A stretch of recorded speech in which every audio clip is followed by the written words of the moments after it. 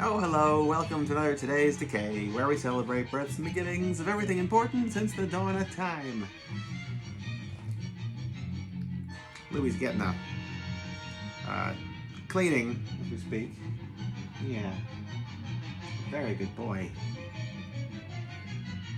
So, November 15th, here's everything that happened on this day throughout history that's worth celebrating. Because otherwise, days just meld together, and what are we doing? I don't necessarily think that, holidays are all that important to say, I love you to a family member or something. It's, every day is important to remind those around you that you care about them. Like, for instance, today, Louis is getting cared for. Because you're important. Yeah. Okay, so, here's what happened. On this day, 1877, William Hope Hodgson was born. I'm a big William Hope Hodgson fan. From a cosmic horror standpoint, I feel like you've got stuff that's inspired by H.P. Lovecraft and stuff that existed before H.P. Lovecraft. So say a Robert Bloch or Ray Bradbury would be kids who grew up reading H.P. Lovecraft, and then you've got people who are before Lovecraft who is doing their own version. So say somebody like Arthur Machen, or Robert W. Chambers, or William Hope Hodgson. So, and I think he's probably my favorite of the bunch.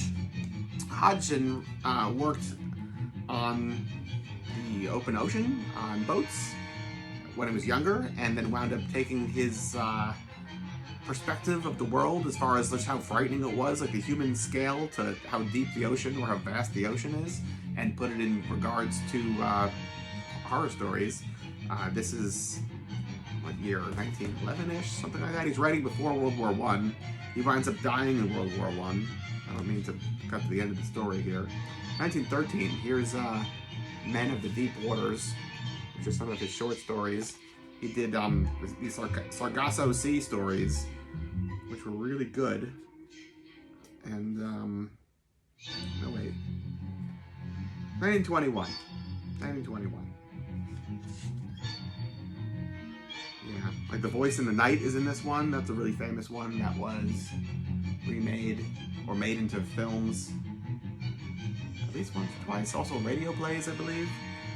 From the Tideless Sea, great stuff as well. He also did, there should be a movie about him, but there isn't. He was a professional bodybuilder and was in a war with Harry Houdini, basically trying to prove Houdini wrong in his various stage performances. Yeah, so anyway, Men of Deep Waters. He also did these Carnacki stories that were these supernatural detective stories. And my favorite is House on the Borderland. Here is, what year is this one? Also 1921. House on the Borderland. Minus the Fantastic Swine Thing cover, because I can't find the dust jacket. But here is the Arkham House edition with Hannes Bach artwork, which is so good. Yeah. This is one of my favorite stories. House on the Borderlands is really good. Yeah, it's cosmic horror before Lovecraft, so there's none of the Lovecraft is a racist, therefore this genre is somehow colored by him and his thoughts. That Hodgson is a whole other story, and is doing things in such an interesting way. The one, for those of you that haven't read any Hodgson before, I would definitely suggest steering far clear from the Nightland. Nightland is impossible. I've been going back to it in a sitting at a time over a 10-year span. I just can't do it. It's written pre-World War I, because he dies in the front lines of World War I, and it oddly resembles French warfare, I'd say, but it takes place at the end of the human existence on this planet. But it's the reborn souls of these two star-crossed lovers from the late 1600s, I think, and so it's all almost like Shakespearean and how he's writing it. But their souls have been reincarnated at the end of the universe, or the end of the Earth, when like the sun is dying out, and they both live in two other sides of the planet in different pyramids, and he's got to traverse like this wasteland filled with monsters to get there. Which, in theory, this sounds like it could work, but it's written as if it's like in Shakespearean or slightly after Shakespearean English language, and it is just utterly impossible to read. Every sentence is just like, what did I just read? I don't know. As if I'm like reading French or something. I don't know. Right. So yeah, don't read The Nightland, but House of the Borderlands. Whew. Or Karnaki's The Hod. They just reread that recently. Excellent. He has a lot of great stuff. William Hope Hodgson, all the way. On this day, 1937, Johnny Knight was born. He did that rock and roll guitar song. It was really good. And I feel like the last 10 years or so was found again and has been playing a lot. And it's pretty cool.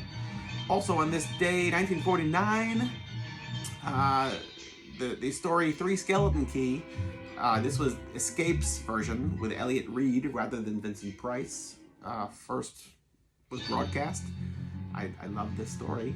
Similarly in that it's like the horrors of the ocean, I suppose. Three Skeleton Key is about these three lighthouse keepers who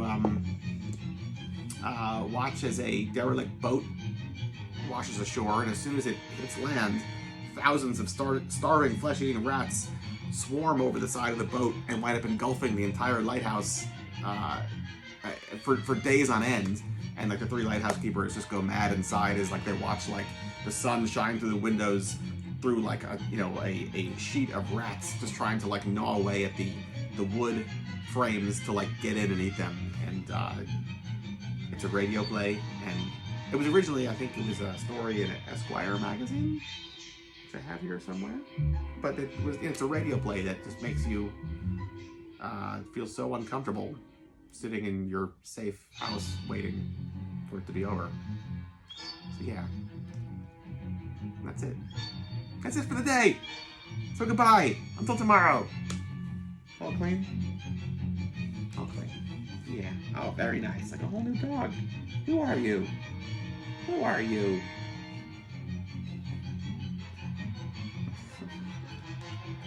Thank you. Yeah. All right. Goodbye.